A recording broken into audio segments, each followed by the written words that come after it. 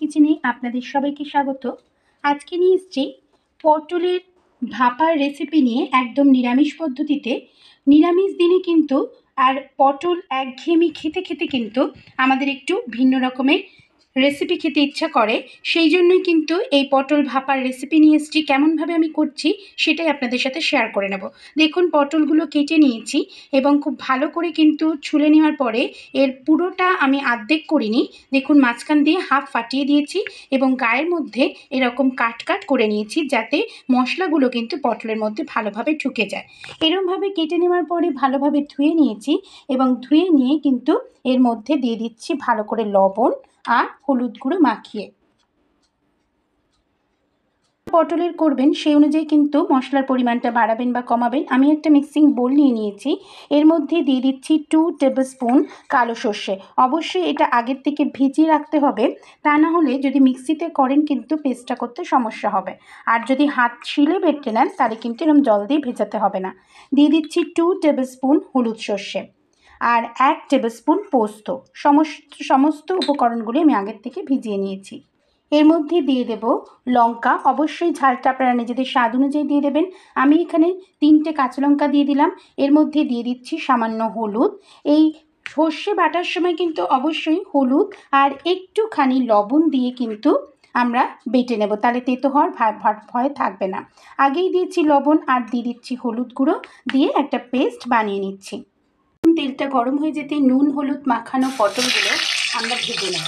যদি হালকা করে ভেজে নেওয়া যায় তাহলে কিন্তু যে একটা জলটা ভাব থাকবে সেটা কিন্তু আর থাকবে না। ঠিক এরকমভাবে আস্ত পটলগুলোকে আমরা হালকা করে, খুব বেশি ডিপ ফ্রাই করার দরকার নেই, হালকা করে ভেজে নেব। ভালোভাবে উল্টে পাল্টে দিয়ে নিলাম। গ্যাসের ফ্লেমটা আমরা মিডিয়ামে করে কিন্তু এই পটলগুলোকে ভেজে নেব।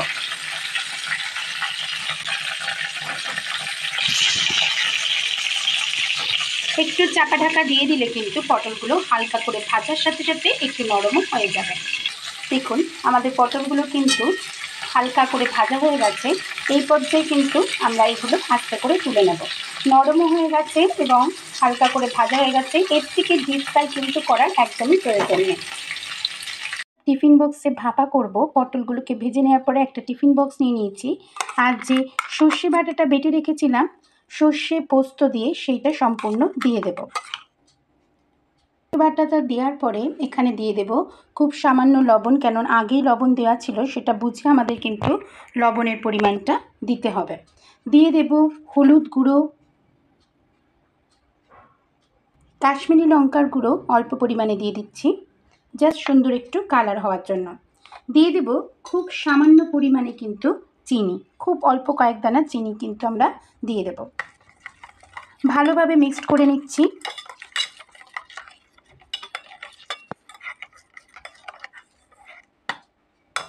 ভেজে রাখা পটলগুলো একে একে এর মধ্যে দিয়ে দিচ্ছি।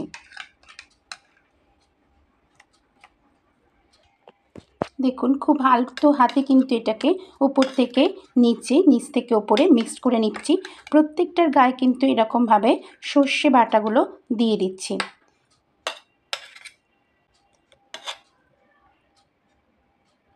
এইবার উপর থেকে আমরা পরিমাণ মতন সর্ষের তেল অবশ্যই ছড়িয়ে দেব, যেরকম ভাপাতে লাগে। দিয়ে দেব স্বাদ অনুযায়ী কাঁচা লঙ্কা বা ঝালটা আপনারা নিজেদের স্বাদ অনুযায়ী দিয়ে দেবেন। আর ওপর থেকে একটু ধনেপাতা ছড়িয়ে দিচ্ছি। দিয়ে এবার টিফিন বক্সের ঢাকনাটা আমরা কিন্তু দিয়ে দেব। একটা পাত্রে দেখুন পরিমাণ মতন জল বসিয়ে দিয়েছি। দিয়ে দেব টিফিন বক্সটা। অবশ্যই দেখুন, টিফিন বক্স থেকে জলটা কিন্তু অনেকটা নিচে রয়েছে, তার কারণ ফুটলে কিন্তু জলটা যেন ভেতরে না ঢুকে যায়, সেরকম পজিশনেই কিন্তু আমাদের জলটা ইউজ করতে হবে। দিয়ে দেব এবার চাপা ঢাকা। চাপা ঢাকা দিয়ে দিলাম বেশ খানিকক্ষণ ভালোভাবে ফুটে ওঠার জন্য, বা গ্যাসের ফ্লেমটা মিডিয়াম করে দিচ্ছি। দেখুন, বেশ কিছুক্ষণ কিন্তু আমাদের সুন্দরভাবে ফুটে উঠেছে। এইভাবে আমরা গ্যাসের ফ্লেমটা বন্ধ করে দিয়ে বেশ স্ট্যান্ডিং টাইম দিয়ে আমরা খুলে নেব। দেখুন, আমাদের কিন্তু পটল ভাপা কিন্তু একদম রেডি হয়ে গেছে। একবার দেখিয়ে দিই কেমন সুন্দর হয়েছে, দেখতেও যেমন সুন্দর হয়েছে, খেতেও কিন্তু অপূর্ব লাগবে নিরামিষ দিনে।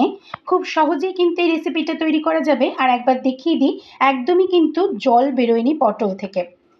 খুব সুন্দর মাখা মাখা এরকমই কিন্তু আমাদের তৈরি হয়ে যাবে পটল ভাপা। কেমন লাগলো আজকের এই সহজ পদ্ধতির নিরামিষ পটল ভাপার রেসিপিটি অবশ্যই কমেন্টের মাধ্যমে জানাবেন। ভালো লাগলে লাইক বা শেয়ার করার অনুরোধ রাখলাম এবং পাশে থাকা বেল আইকনটি অবশ্যই প্রেস করে দিলে আমার সমস্ত রেসিপির নোটিফিকেশান আপনাদের কাছে সর্বপ্রথম যাবে। আজকে এই পর্যন্তই, আবার চলে আসবো ভিন্ন স্বাদের নতুন নতুন রেসিপি নিয়ে আপনাদের সাথে শেয়ার করতে। সবাই ভালো থাকবেন, সুস্থ থাকবেন। ধন্যবাদ।